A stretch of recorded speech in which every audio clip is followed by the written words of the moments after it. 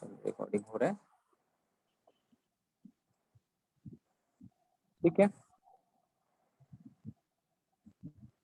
Am I audible now? Yes. जिसको यहाँ screen से देखना है, जिसको भी दिक्कत होगा वो क्या करना है, पीडीएफ ऑन कर लेना, ठीक है। चलो, तो सबसे पहले हम लोग अभी फोकस करेंगे बेसिक कंसेप्ट पे कि जनरल एंट्री जो हम लोग करते हैं उसका क्या बेसिक फंडा है। तो गोल्डन रूल्स, तुम लोग कौन सा गोल्डन रूल फॉलो करके तुम लोग जनरल एंट्री करती थी 11-12 में, या फिर बीकॉम में, या फिर फाउंडेशन का टाइम पे सीपीटी का? बताओ। गोल्डन रूल्स ही फॉलो करते थे हम तो। कौन सा, क्या कौन सा वाला? बहुत सारा all incomes are debited and all income debit होता है। हाँ, all income debited and all expenses. लिखो मत, एक बार यहाँ तक लिखो। नहीं, ऑल गेन्स। हाँ सर, पॉइंट नंबर 5 हो गया, मिनट कर सकते 4 केस में। देखो, हम जो भी है तुम लोग भूल जाओ, हम बताते हैं, ये रूल्स को जरा याद रखना, ठीक है। देखो, एक जितना भी अकाउंट्स में ट्रांजैक्शंस है, जितना भी अकाउंट्स में लेजर है, सब लेजर को, जितना भी लेजर बोले तो एक अकाउंट होता है, राइट। एक अकाउंट इज अ लेजर। जैसे कि सैलरी अकाउंट एक लेजर होता है, बैंक अकाउंट एक लेजर होता है, रेंट अकाउंट एक लेजर होता है, सेल्स अकाउंट एक लेजर होता है, debtor account mister A mister B, ये सब लेजर है, राइट। लेजर एक काइंड ऑफ एक क्लासिफिकेशन के लिए, एक पर्टिकुलर ट्रांजेक्शन का जो सिमिलर टाइप का होता है उसको हम लोग एक लेजर में रिकॉर्डिंग करते हैं, राइट। तो जितना भी अकाउंट्स में, जितना भी अकाउंट्स है, जितना भी लेजर अकाउंट्स है, उसको हम 4 कैटेगरी में तोड़ेंगे, ठीक है। तुम लोग कौन सा रूल फॉलो करके आई हो, आई डोंट नो, इवन जरूरत भी नहीं है। जो हम बता रहे वो फॉलो करो, सिम अकाउंट्स पूरा कंट्रोल में रहेगा तुम्हारा, ठीक है। सी, बिकॉज मेरा पास नॉट ओनली बुकिश नॉलेज वो तो है ही, apart from that I have the अच्छा खासा एक्सपीरियंस इन प्रैक्टिकल लाइन, ठीक है। प्रैक्टिकली जो हम लोग एक्चुअली फॉलो करते हैं, जो भी कंसेप्ट यूज करके हम लोग हर चीज करते हैं, वही कंसेप्ट हम कराएंगे। I rather prefer practical knowledge rather than bookish knowledge। Book में जो जिस तरह से वो लोग फॉलो करने वाले उसको भूल जाओ, प्रैक्टिकली जो होता है उससे फोकस करो। तो जितना भी अकाउंट्स होता है उसको 4 कैटेगरी में हम लोग तोड़ेंगे। एक होता है आइदर या एक्सपेंसेस होगा, या फिर लॉस वाला अकाउंट्स होगा, या फिर इनकम होगा या गेन होगा, एंड एसेट होगा या लायबिलिटीज होगा। तो जितना भी अकाउंट है, जितना भी कैटेगरीज है अकाउंट्स का, उसको हम 4 कैटेगरी में तोड़ेंगे। Expense, income, asset, liabilities. Expense, income, asset, liabilities. इसको छोड़ के अकाउंट्स में और कुछ है, दिखता है क्या तुमको? बोलो। नहीं। हम लोगों को पता है एक्सपेंस और इनकम जो है ये कहाँ जाता है, प्रॉफिट एंड लॉस अकाउंट में जाता है, राइट। हाँ सर। ठीक है। और एसेट एंड लायबिलिटीज जो है ये कहाँ जाता है, बैलेंस शीट में जाता है। तो इसमें 4 कैटेगरी में अगर हम अकाउंट्स को तोड़ते हैं तो एक्सपेंस हुआ, या फिर लॉस हुआ, इनकम या गेन, एसेट एंड लायबिलिटीज। अब क्वेश्चन ये है सर, अगर कोई भी एक्सपेंडिचर का अगर हम जनरल एंट्री करेंगे, एनी एक्सपेंडिचर का अगर हमको जनरल एंट्री करना है तो उसका एंट्री क्या होगा? तो तुम्हारा अमेरिकन नॉर्मल जो गोल्डन रूल्स है, क्या सब बोलते हैं ना, what comes in debit, what goes out credit, ये सब याद रखने की जरूरत नहीं। सिंपल फंडा ये है कि अगर कोई भी खर्चा होगा तो खर्चा होगा, खर्चा अगर इंक्रीज कर रहा है that means always it will be debited. Any kind of खर्चा या एनी काइंड ऑफ लॉस अगर इनकर हो रहा है, ठीक है, तो ये हमेशा डेबिट होगा। क्रेडिट क्या हो तो बाद में हम लोग देखेंगे, ठीक है। अगर क्या होता है, समटाइम्स कंपनी क्या होता है, समटाइम्स खर्चा ज्यादा एंट्री कर देता है, सपोज खर्चा का ज्यादा बुकिंग कर दिया, तो उसको अगर रेक्टिफिकेशन करने पड़ता है, खर्चा कम करने पड़ेगा, तो उसके लिए उस एक्सपेंस अकाउंट को, particular expense account, suppose salary हो गया, रेंट हो गया, प्रिंटिंग हो गया, व्हाटएवर, रिपेयर मेंटेनेंस हो गया, इसको हम लोग क्रेडिट करते हैं। तो इस मीन्स एक्सपेंस हमेशा डेबिट होता है सर। जब भी कोई एक्सपेंस हो का खर्चा इनकर होगा, it will always be debited. अगर कोई एक्सपेंस को आपको रिवर्स करना है, उल्टा करना है, कम करना है, तो आपको इसको क्रेडिट करने पड़ेगा, राइट। क्लियर यहाँ तक? अभी हम लोग एक एग्जाम्पल लेंगे, इनकम। नेक्स्ट हो गया तुम्हारा इनकम। इनकम में क्या बोल रहा था, कोई भी इनकम या फिर गेन अगर होगा तो हमेशा क्रेडिट होता है। जैसे कि सेल हुआ, इंटरेस्ट इनकम हुआ, डिविडेंड इनकम हुआ, इनकम फ्रॉम इन्वेस्टमेंट हुआ, डिस्काउंट रिसीव, ये सब हमेशा क्या करते हैं हम लोग, क्रेडिट करते हैं ना पीएल अकाउंट में। तो जब जनरल एंट्री भी करेंगे तो क्रेडिट ही करेंगे हम लोग, ठीक है। इनकम हमेशा सर क्रेडिट होगा, जैसे कि सेल हमेशा क्रेडिट होता है, interest receive, dividend receive, whatever it is credit होता है, राइट।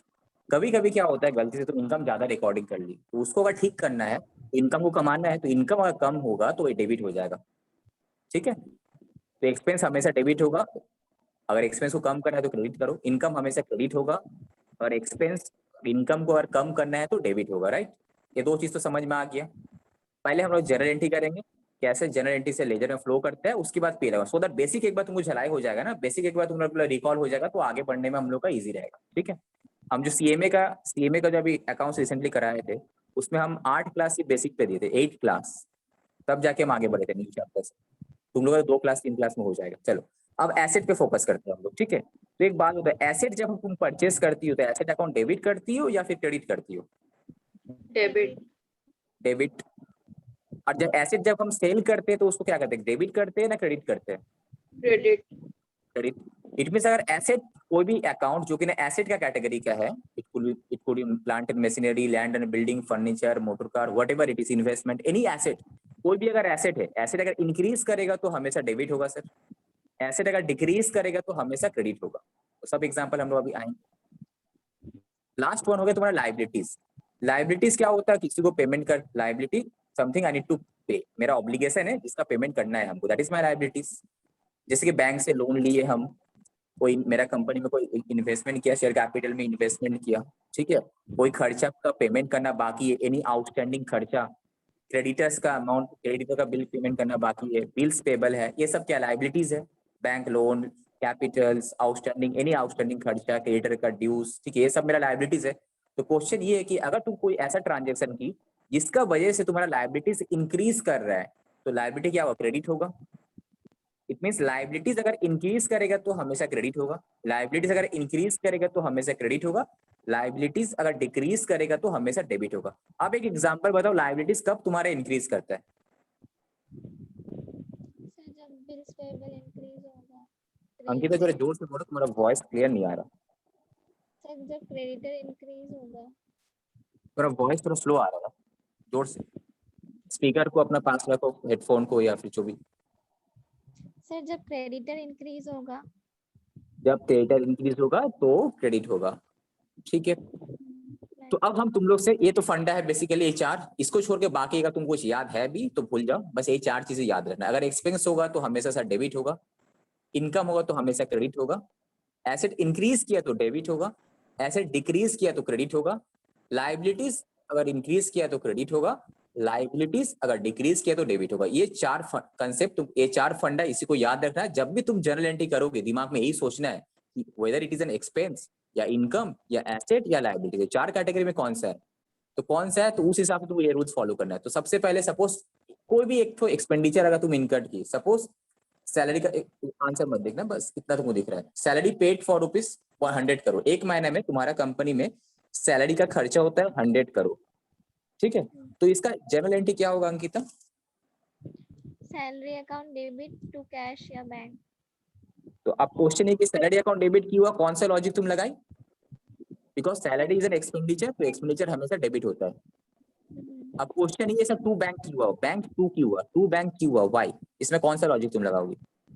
सर कैश जा रहा है इसलिए वो क्रेडिट। कैश जा रहा है मतलब क्या, तुम्हारा एसेट कम रहा है? हाँ। कैश जा रहा है मतलब मेरा एसेट कम रहा है, इसीलिए टू बैंक हुआ, करेक्ट। चलो ठीक। हाँ। तुम लोगों को पता है रेवेन्यू एक्सपेंडिचर कैपिटल एक्सपेंडिचर का अंदर डिफरेंस क्या होता है? हाँ रेवेन्यू जो होता है वो रेकरिंग होता है, मतलब बार बार कैपिटल, होगा, और कैपिटल मतलब कुछ एग्जांपल बताओ, रेवेन्यू नेचर खर्चा और कैपिटल नेचर खर्चा का एग्जांपल बताओ। सर रेवेन्यू का जो पीएल में आता है, फॉर एग्जांपल हिंदी भी रेंट। उतना ही होता है। सर रेवेन्यू एक्सपेंडिचर जैसे कि सैलरी हो गया, फिर वेजेस हो गया, हाँ, और कैपिटल एक्सपेंडिचर जैसे मशीनरी परचेज किए। Very good. इसमें अगर तुमको समझना है कि whether it is a capital expenditure जब भी तुम्हारा होगा तो उसका वैसे एक एसेट क्रिएशन होगा, याद रखना, जब भी तुम्हारा कोई कैपिटल एक्सपेंडिचर होगा उसका वजह से एक एसेट का क्रिएशन होगा, तभी ना वो कैपिटल एक्सपेंडिचर है। एनी न्यू एसेट क्रिएट होगा या फिर उस एसेट का वैल्यू को इंक्रीज करेगा, तब then only it will be a capital expenditure. जैसे कि तुम बोली फर्नीचर हम क्या किए, परचेस किए, मशीन परचेस किए, समटाइम्स तुम मेजर अमाउंट ऑफ तुम रिपेयर मेंटेनेंस की, तो इससे तुम्हारा क्या हुआ, मशीन का वैल्यू बढ़ गया, तो वो भी कैपिटल एक्सपेंडिचर हो सकता है, नॉट रेवेन्यू। ठीक है, रेवेन्यू क्या होता है, जिसका बेनिफिट एक ही साल में सर खत्म हो जाएगा, like salary, wages, depreciation, repair maintenance, ठीक है, रेंट फेंट, जितना भी खर्चा हम लोग पीएल अकाउंट में लेते हैं। ठीक है, इतना तक तो क्लियर है। अब प्रैक्टिकली जो होता है ये बताओ, एक तुमको अब एक एग्जांपल बताए, प्रैक्टिकल में हम आ जाते हैं। ठीक है, सपोज सैलरी तुम्हारा बनता है 100 करोड़, एग्जांपल दिख रहा है मेरा, तुम्हारा कंपनी में एक महीने का सैलरी होता है 100 करोड़, बट तुम लोग पेमेंट की 80 करोड़, ठीक है, 20 करोड़ इसका मतलब क्या आउटस्टैंडिंग है, राइट? तो इसका जनरल एंट्री क्या होगा बताओ, इसका जनरल एंट्री क्या होगा? सैलरी होता है 100 करोड़, सैलरी पेमेंट हुआ 80 करोड़ और आउटस्टैंडिंग खर्चा है 20 करोड़, इसका जनरल एंट्री क्या होगा? अच्छा जनरल एंट्री भूल जाओ, एक बात बताओ, पीएल अकाउंट में तुम कैसे ट्रीटमेंट करोगे इस चीज को? सर पीएल में जैसे कि लिखेंगे टू सैलरी कितना, और फिर 80 प्लस एड आउटस्टैंडिंग 20। तो अब एक बात बताओ, ये जो तुम 20 करोड़ का तुम जो ऐड की, इसका इस बिहाइंड दिस कंसेप्ट कौन सा बिहाइंड दिस कौन सा कंसेप्ट है, कौन सा कंसेप्ट तुमको बोलता है, कौन सा पॉलिसी तुमको बोलता है, कौन सा मेथड तुमको बोलता है कि ये तुमको ऐड करना है? कौन सा बोलो? लायबिलिटी इंक्रीज हुआ। Very good, accrual concept, right, accrual concept. याद रखना जब भी हम लोग पीएल अकाउंट बनाते हैं, if you are a profit seeking organisations, non profit तुम लोग का फाउंडेशन में था, ठीक है, जैसे रिसीव पेमेंट्स बनाते थे हम लोग कैश बेसिस फॉलो करते हैं, अगर if you are a profit seeking organisation तो तुमको हमेशा अक्रूअल बेसिस फॉलो करना है। कहाँ पे? जब पीएल अकाउंट तुम बनाओगी। जब अक्रूअल का मीनिंग ये होता है कि तुम्हारा जो टोटल खर्चा होता है, जैसे कि मेरा एग्जांपल है, तुम्हारा टोटल खर्चा कितना होता है सैलरी का एक पर्टिकुलर पीरियड का 100 करोड़, ठीक है, तो तुमको पीएल अकाउंट में 100 करोड़ ही लेना है। माना कि although you have paid only 80 crore, माना कि तुम 80 करोड़ का तुम पेमेंट की हो, बट तुम्हारा खर्चा बनता है इस साल का कितना, 100 करोड़। तो एक्रूअल कंसेप्ट क्या बोलता है कि तुम सैलरी पेमेंट कोई भी खर्चा अगर एक पर्टिकुलर ईयर का है तो उसको पूरा लेना है, वेदर और not you have made this payment और नॉट। अगर तुम पेमेंट कर या ना कर, तुम पेमेंट नहीं भी करोगी तब भी तुमको पूरा खर्चा ही लेना है। सपोज मेरा केस में कितना पेमेंट किया, 80 करोड़ पेमेंट किए, तो 80 तो नहीं है, प्लस 20 जो पेमेंट नहीं भी हुआ उसको भी लेना है। इसीलिए हम लोग क्या करते हैं, 80 प्लस 20 ब्रेकअप करके दिखाते हैं, because we follow accrual basis concept. मतलब क्या होता है, एक पर्टिकुलर ईयर का जो खर्चा है उसको पूरा लेना है, आइदर आप पेमेंट करो या ना करो, ठीक है। अब बात आप बोलो कि यहाँ पे जो आउटस्टैंडिंग सैलरी है 20 करोड़, इसका क्या ट्रीटमेंट होगा? ये तो पीएल अकाउंट में ऐड हो गया, ठीक है फाइन, और कहाँ जाएगा? लायबिलिटी। बैलेंस शीट का लायबिलिटी साइड में भी जाएगा, वेरी गुड, ठीक है। अब इसका जनरल एंट्री बताओ। देखो एक चीज प्रैक्टिकली सोचो, तुम लोग जो एग्जाम में जो हम लोग करते हैं, बीइंग अ स्टूडेंट जो हम लोग फॉलो करते हैं, हम लोग क्या करते हैं, जस्ट सीधा पीएल अकाउंट में जाके ऐड किया, अब बैलेंस शीट में जाके लिख लिए, कहानी हो गया खत्म। But if you are a real accountant, अगर तुम एक अकाउंटेंट हो, अगर कहीं पे तुम काम करती हो, जॉब करती है अकाउंटेंट का, तो तुमको तो खाली एड लेस करने से तो नहीं होगा, तुमको तो अल्टीमेटली जो अकाउंटिंग पैकेज सॉफ्टवेयर होता है, लाइक टैली ERP 9 हो गया, या फिर एसएपी, जैसे कि मेरा सेल में, आई वर्क इन सेल, हम सेल में जॉब करते हैं, तो मेरा सेल में क्या है तुम्हारा, वहाँ पे एसएपी फॉल्स अकाउंटिंग पैकेज है, वहाँ पे ERP जो एसएपी सैप है, तो वहाँ पे तो तुमको जस्ट ऐड करने से तुमको एक जनरल एंट्री पास करने पड़ेगा। तो अकाउंट्स में कोई चीज एडलेस नहीं होता, तुमको जो भी करना है जनरल एंट्री पास करके करना है। अगर तुम्हारा जनरल एंट्री करेक्ट है, ऑटोमेटिक वो टेक केयर हो जाएगा, ठीक है। तो अब जनरल एंट्री क्या होगा बताओ? सर एक चीज सैलरी हमेशा याद रखना, अगर तुम्हारा जनरल एंट्री स्ट्रॉन्ग है तो अकाउंट्स में कोई तुमको फेल नहीं करा सकता, चाहे जो भी क्वेश्चन आ जाए। अब बोलो इसका जनरल एंट्री क्या होगा? Sir salary salary account debit to bank to outstanding salary. Salary account debit कितना होगा, 100 करोड़, हाँ 80 crore to outstanding salary, 20 right? Crore. हाँ यही हुआ, salary account debit 100 crore, bank account credit 80, outstanding salary 20। ये जो देखो, ये जो तुम सैलरी अकाउंट डेबिट की 100 करोड़ से, यही सैलरी अकाउंट देखो अल्टीमेटली पीएल अकाउंट में जाता है ना 100 करोड़। तुम अगर एक प्रैक्टिकली तुम अगर देखोगी, तुम जैसे सैलरी अकाउंट को डेबिट की 100 करोड़, संग संग पीएल अकाउंट में चले जाएगा, राइट? 100 करोड़ से जाएगा। और ये जो आउटस्टैंडिंग सैलरी तुम 20 करोड़ का एंट्री क्रेडिट की है, कहाँ चले जाएगा? बैलेंस शीट का लायबिलिटी साइड में। देखो यहाँ पे सैलरी अकाउंट डेबिट किस लिए हुआ? बिकॉज ये एक्सपेंडिचर है इसीलिए डेबिट हुआ। बैंक अकाउंट क्रेडिट किस लिए हुआ? बिकॉज एसेट मेरा डिक्रीज कर रहा है सर, एसेट डिक्रीज करने से क्या था, क्रेडिट था, हम बोले थे। आउटस्टैंडिंग सैलरी क्रेडिट क्यों हो रहा है? बिकॉज ये लायबिलिटी इंक्रीज कर रहा है, लायबिलिटी इंक्रीज हो रहा है, राइट? क्या हो रहा है यहाँ पे? लायबिलिटी इंक्रीज हो रहा है, इसीलिए यहाँ पे क्या हो रहा है, ये क्रेडिट हो रहा है, राइट? क्लियर? हाँ सर। तो कोई भी टाइप का अगर अकाउंट, कोई भी टाइप का एनी टाइप का खर्चा, एनी टाइप का खर्चा का एंट्री ये होगा, खर्चा अकाउंट डेबिट टू, अगर तुम पेमेंट की हो तो टू बैंक होगा, जो पेमेंट नहीं की हो तो डिफरेंस क्या होगा, आउटस्टैंडिंग लायबिलिटी होगा। जो तुम सैलरी अकाउंट, जो भी खर्चा अकाउंट तुम डेबिट कर रही हो, वही तुम्हारा पीएल अकाउंट में अल्टीमेटली चले जाता है, और जो आउटस्टैंडिंग है वो तुम्हारा बैलेंस शीट का लायबिलिटी साइड में चले जाता है, राइट। बिकॉज ये सब फंडा अभी इसीलिए करा रहे हैं बिकॉज तुम लोग को जो कंपनी अकाउंट्स है, तो कंपनी अकाउंट्स में तो ये सब है ही, यही सब ही है वहाँ पे। Final accounts means company accounts तुम लोग का है, ठीक। चलो वेरी गुड। तो देखो एक्रूअल बेसिस क्या होता है, हम यहाँ पे एक एग्जांपल देके समझाए भी है, तुम लोग को समझ में आ भी गया होगा, राइट। अब प्रैक्टिकली कैसे होता है, जैसे कि मेरा कंपनी में अगर सैलरी का एंट्री करना है तो कैसे होता होगा सोचो। I not only teach you the bookish knowledge तुमको हम समझाएंगे, बट ऑल्सो प्रैक्टिकली अगर तुम कहीं पे काम करोगी तो कैसे एंट्री पास करता होगा एसएपी सिस्टम में या टैली पे, तो वो वो भी तुमको सिखा देंगे। तो ये बेसिकली दो मेथड फॉलो करते थे। फर्स्ट क्या करता है, जब तुमको सैलरी पेमेंट करना है तो सैलरी अकाउंट सपोज डेबिट की तुम 100 करो टू सैलरी पेमेंट करना है, सैलरी पेबल, बिकॉज जिस दिन हम सैलरी अकाउंट में जे भी पास करते हैं उस दिन संग संग तो तुम्हारा सैलरी पेमेंट नहीं होता, एक दिन बाद पेमेंट होता है या 2 दिन बाद पेमेंट होता है, राइट। तो इसीलिए सबसे पहले हम लोग क्या करते हैं, salary account debit to salary payable liability बोल के एक अकाउंट में क्रिएट करते हैं, जैसे हम प्रोसेस किया, ठीक है। अब तुम नेक्स्ट दिन उसी दिन तुम क्या की, सैलरी पेबल अकाउंट को डेबिट की, बिकॉज लायबिलिटी तुम्हारा यहाँ पे कम गया। लायबिलिटी इंक्रीज करने से होता है क्रेडिट, जैसे कि टू सैलरी पेबल क्रेडिट हुआ, लायबिलिटी इंक्रीज हुआ ना, हाँ कि नहीं। हाँ सर। अब नेक्स्ट डे तुम क्या की कि संग संग उस सैलरी को पेमेंट कर दिए। लायबिलिटी को अगर हम पेमेंट कर देते तो लायबिलिटी कम हो गया, तो लायबिलिटी कम होने से क्या होता है, डेबिट। देखो सैलरी पेबल डेबिट हो गया ना। अब to bank ultimately final entry क्या हुआ, salary account debit to bank. ये जो है तुम लोग का फाइनल एंट्री तुम करती हो, हम लोग माने इसमें बुकिश नॉलेज जो है एग्जाम पर्पस में यही करते हैं, बट प्रैक्टिकली कैसे होता है, ऐसे होता है। ऊपर जो हम दिखा यहाँ पे दिखा प्रैक्टिकल अप्रोच दिख रहा है।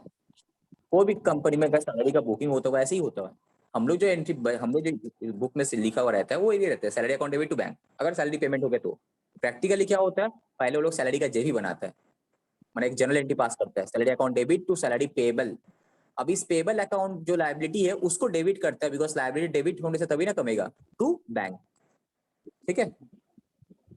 गोइंग फास्ट, ठीक है, ठीक है। फास्ट तो नहीं जा रहे ना हम, जस्ट तुम लोग बेसिक एक बार रिकैपिचुलेट करा यार, कुछ नहीं, नेक्स्ट चले जाओ।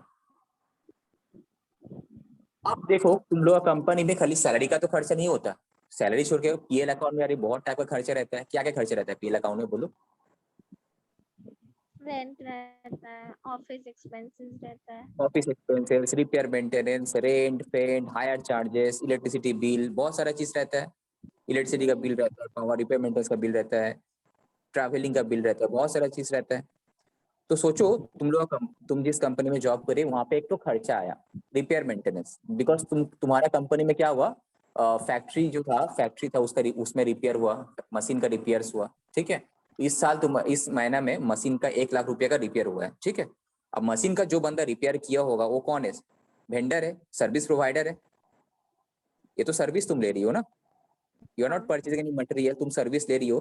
तो सर्विस प्रोवाइडर तुमको सर्विस दिया, अब सर्विस देने के बाद वो क्या करेगा, तुमको बिल देगा, यस और नो। हाँ। बिल देगा तो